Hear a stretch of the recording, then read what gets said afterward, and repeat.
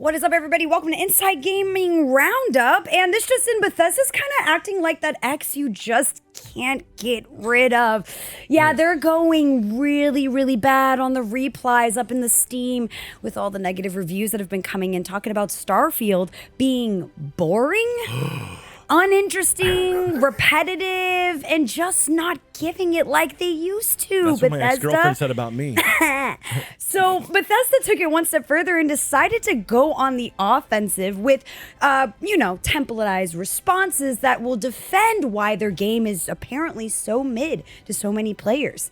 I don't know when the last time I've ever seen a AAA studio respond to Steam reviews that isn't about a game-breaking bug. But apparently Bethesda's community manager is doing the most and has come up with some really interesting, hilarious, but kind of sad responses on how they feel about players who don't like their game. So someone's like, oh my gosh, this game is so boring, empty planets. We appreciate you taking the time to provide your review, and sorry to hear that you didn't enjoy your time in Starfield. If you think they're getting boring, there's so much more to do than just the main mission.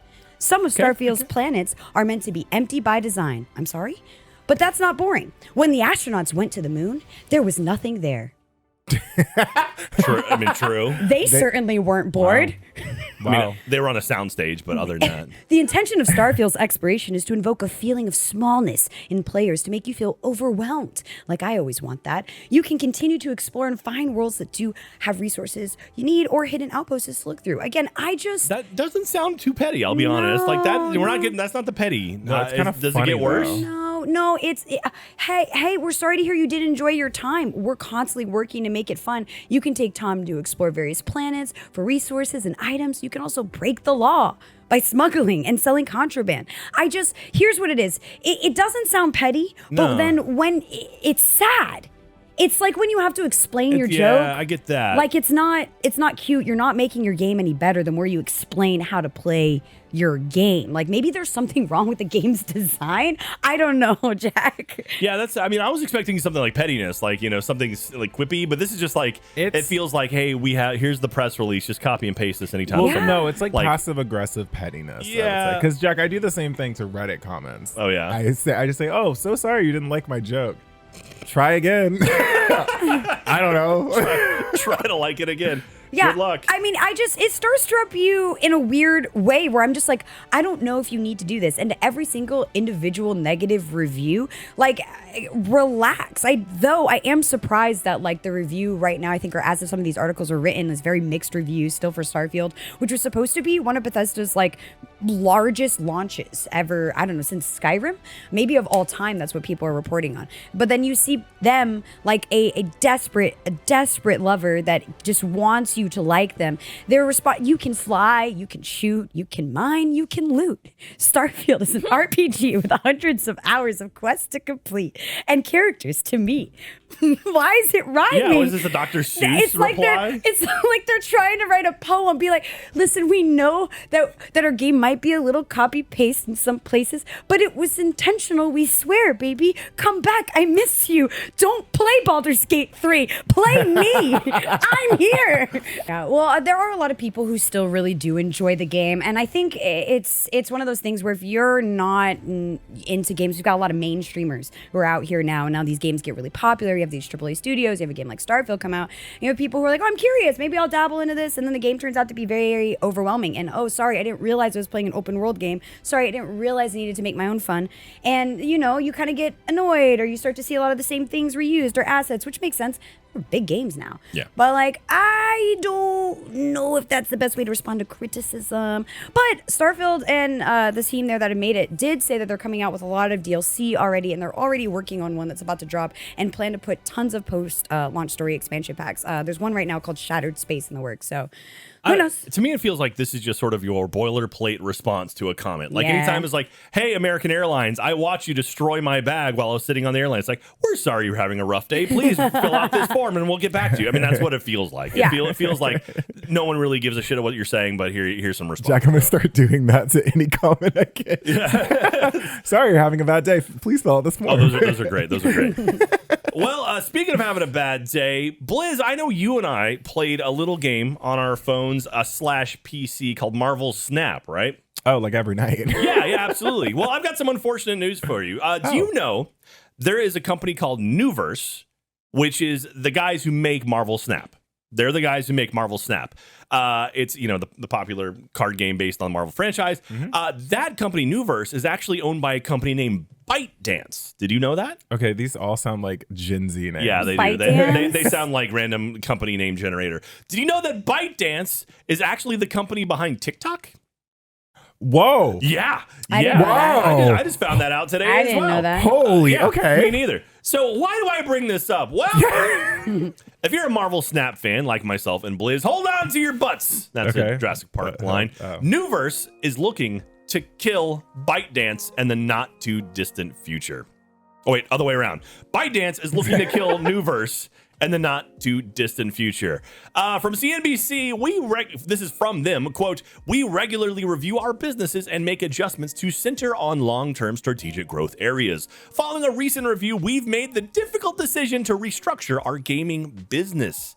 So that whole ByteDance is all part of that thing, or Newverse is part of the whole restructuring plan.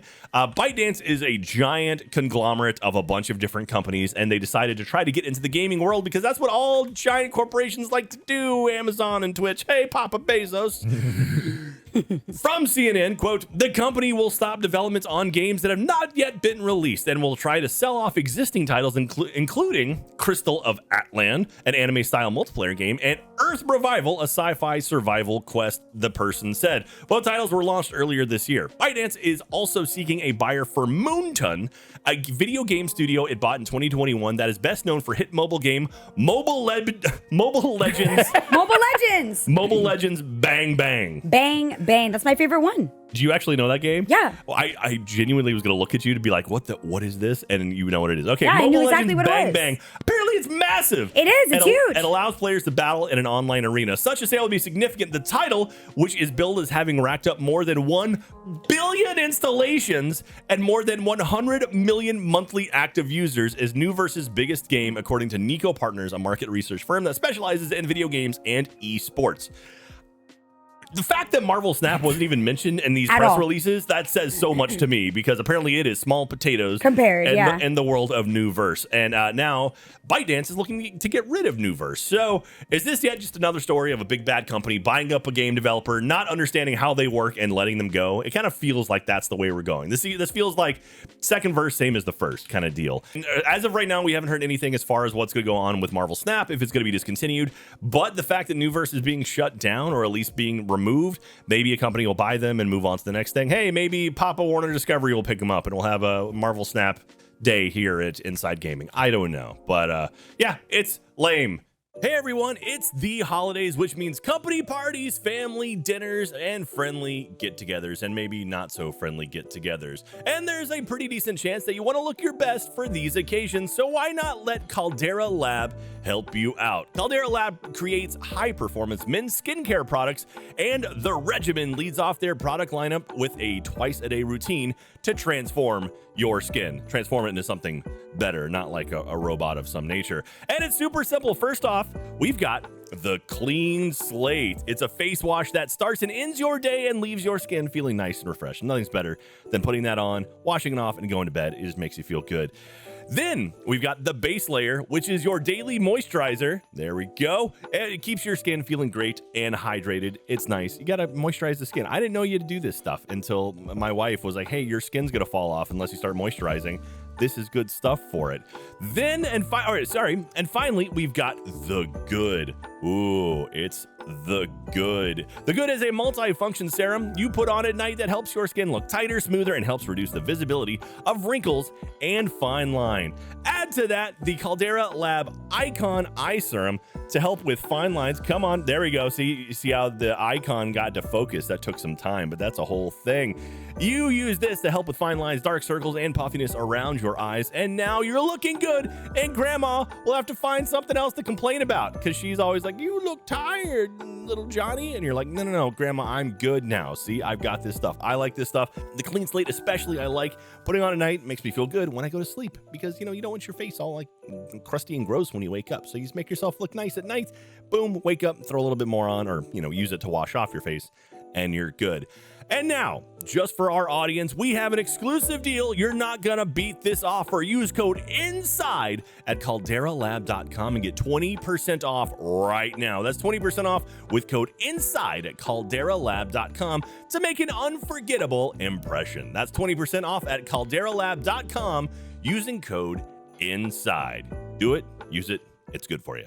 Speaking of lame, hey Blizz, what are you doing? That's not what the transition was going to be, Jack. I was Sorry. like, well, do you know what we have heard from the Game Awards? We've heard from them. Wow, That's you're my right. better About a than the one couple I of had. Yeah, that was a lot better, you were- Jack. I thought I you were gonna actually had a transition. You could have shouldered into me and just pushed me out of the way. No, I was letting you cook, my guy. Impressive. I was cooking until you stepped in front of the oven. Wait. All right, let's try it again. And Jack? So that does it for this. We still don't know what's going to happen with Marvel Snap. No, I we guess don't. we'll find out more in the future. Pretty lame, right? But do you know what we do have information on? Are you the Game Awards? kidding me? Let's go. Are you This is serious? what happened. Are you Jack messed me up. That's on Jack. So y'all, You do. you do know the Game Awards are coming very soon, aka December 7th, and there's already been some plan changes talked about for the event. In a Kotaku article that I read, they made a joke about something that I had no idea about. So one of the plan changes, they made a joke on, they're finally letting women on stage. I was very confused on that one. Oh, yeah. Because I didn't know that the Summer Game Fest had no women on stage. and no women. And None. the only woman that was supposed to be there had to back out last minute. But I mean, just a side note, Jeff, maybe you should add a little bit more diversity in your hosts, but whatever. Talk to him. This year, they're finally upping the security level to prevent weirdos from rushing the stage for unnecessary clout. His name is Jeff Keighley. Jeff Keighley. Yes. If y'all remember the first time this happened, because this happened twice, the first time this happened was actually last year when a young child ran into the stage after the creators of Elden Ring were accepting their win for Game of the Year. This kid proceeded to gargle nonsense about Reformed Orthodox Rabbi Bill Clinton and then got yanked by security off stage. We actually, BK and I saw this creator or this clout chaser at TwitchCon who was sitting in a wheelchair in a straitjacket pretending to be disabled. So take that information how you want to take that information, but that person is a piece of shit. But and he also did my boy Miyazaki wrong during their speech for the Elden Ring Game of the Year. Second time this happened where someone reached out or someone came on stage. It took place at the Gamescom opening night. When another clout chasing creator wearing an Austin 316 hoodie took to the stage right in the opening minutes of the Starfield music performance to say, Bill Clinton wants to play GTA 6. It was definitely interesting because it felt like they were just being unoriginal and copying what the first person did. So in a recent stream interview, Jeff Keighley stated, did I do that right? You did it right. Yeah. He definitely has plans and they're trying their best to keep things safe for everyone watching the show and in the audience and people participating in the show and everything, including himself, which is understandable because the lack of security can be a real danger for Jeff or any hosts walking on stage. Upping the security, I think, is a really good move. And also a couple other things that might be changing. The announcements during the stream. Jeff mentioned that they want to move away from using the word world premiere because premiere. in the interview, it easily went to, what is a world premiere? And then lastly, the final change Jeff mentions is that they're actually going to try to keep the show shorter, leaving room for more juicy content and also throwing a dig at the one guy who had the long speech for Assassin's Creed and took his like sweet ass time. He did. They need to play like that music. They do it like the Oscars or whatever. It'd be like, Yeah. okay, wrap it up, baby. Let's go. But regardless, I'm going to be watching because this seems very juicy. And also, I want to see if they really got some good security this year. So yeah, that's my story. Let's talk about some games coming up. Hey, how about Calico? I had a cat who was Calico. Calico is a day in the life community sim game where you are given an important and adorable task: rebuild the town's cat cafe and fill it with cute and cuddly creatures. Build up your cafe by filling it with cute furniture, fun decorations, yummy pastries, and get it bustling with animals again. Calico is hitting the PS4 and PS5 today. So go grab it right now. It's a fun game. I played it on PC. I'm glad it's on console now. Were they spinning a cow? Yeah, It's a cat. cute. Oh. it's so cute. They're all calicos. Meow. They're all calico cats. Meow. All right. Dune Spice Words is Timothy Chalamet! Hey, Shout out Timothy Chalamet and Dune Spice Wars. Timothy Spice Wars. What? Hey, Aaron, Ash, I really want to apologize for this episode. What are you talking about? Dune Spice Wars is a 4-time real-time strategy game. Is it four? Okay, real-time strategy game from the developers of the critically acclaimed Northgard. Set in Frank Herbert's groundbreaking Dune universe, you must lead your faction in battle for control and dominance over the harsh desert planet of Arrakis? Yes. Spice is the most valuable resource in the universe. Why would you name a planet after the... Hey, Okay. hey, Blizz, have you not seen the original movie or any of the movies? No, I don't watch Dune. Can I tell you something? Yeah. They're also not white. Anyway. Oh. Rollerdrome. Rollerdrome is a single-player third-person action shooter that seamlessly blends high-octane combat with fluid motion to create an action experience like no other. It came out today for the Xbox Series X and S. Rollerdrome. Check it out. Rollerdrome. I'm just so done. Play as one of the merry men and free the people in this futuristic dystopia inspired by the legend of Robin Hood. From Sherwood Forest to the Sheriff's Flying Castle, formidable enemies will stand in your way in Gangs of Sherwood. Gangs of Sherwood is coming to PlayStation 5, Xbox Series X, PC, November 30th. Turok 3 Shadow of Oblivion Remastered. This is another remastered game. It's a faithful restoration of the classic first-person shooter originally released in 2000, which was years before you guys were alive, for the Nintendo 64. Upgraded through Night Dive Studios' proprietary KEX engine for play on modern gaming devices with up to a 4K resolution at 120 FPS. Give me the FPSs, all the FPSs, God. so many frames. You get all I the want all the frames. 120 of them. 120 frames. Turok 3 Shadow of Oblivion Remastered is hitting the PS5, Xbox Series X and S, PS4, Xbox One, Switch, and PC on the 30th, which is Thursday. Journey into a fantastical world on a quest for revenge in Dragon Quest Monsters, The Dark Prince. Ooh. Oh, God, you gave me the worst names. Join Sorrow, It's Iraqi. a cursed prince, as he scouts, combines, and creates legions of monsters to take into battle on his path to becoming a master of monster kind. Dragon Quest Monsters, The Dark Prince should be coming to Switch December 1st. And last but not least, and most importantly, at its core, SteamWorld Build is a classic city builder experience. You earn money and resources and then use them to construct buildings. Some structures will raise your population for a specific type of robot. Some generate resources and others craft entirely new resources from existing ones. New idea. SteamWorld Build hits the PS5, Xbox Series X and S, PS4, Xbox One, Switch, and PC on December 1st. I feel like you'd like this. That actually looks pretty cool. It looks cute. I love That was a lot of fun. sim Like builders. Sim research. I just want to get back to Timberborn and play with our Timberborn, beavers. the beavers. The beavers. You weren't here. We love We indie played games. with our beavers on camera. I watched while I was on No, It was a lot of fun. Jack said that.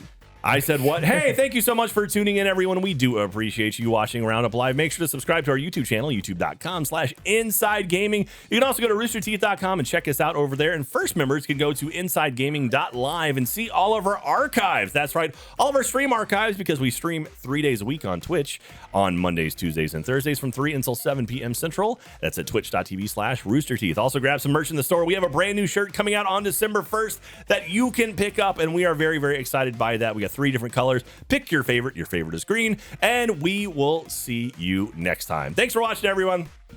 Bye.